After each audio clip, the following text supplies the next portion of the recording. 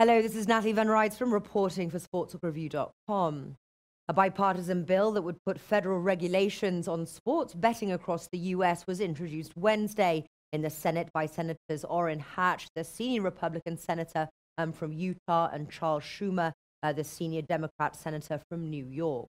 The Sports Wagering Market Integrity Act of 2018 intends to put guardrails on the growing United States sports betting industry by charging the Department of Justice with setting standards for the U.S. wanting to legalize sports betting. Both the NFL and the NCAA issued statements of support for the legislation. The bill contains similar language in Hatch's draft legislation that surfaced earlier this month and follows the same principles in a federal framework.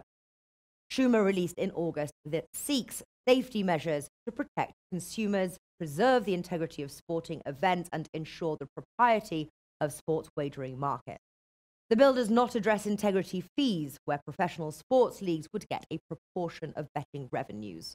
The legislation was prompted by the U.S. Supreme Court overturning the Professional Amateur Sports Protection Act, which banned sports gambling in all but 4 states.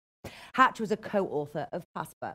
Now, since the court ruling in May, 7 states have implemented full-scale legalized sports betting beyond Nevada, which has had some form of gambling since 1931. 2 more states have passed legislation and are poised to launch sports betting early in 2019, and more than a dozen other states have bills introduced that are making their way through the legislatures. It is predicted up to 30 states will consider sports betting legislation next year. Do stay tuned for more updates on the SBR Newswire. Have a fantastic weekend.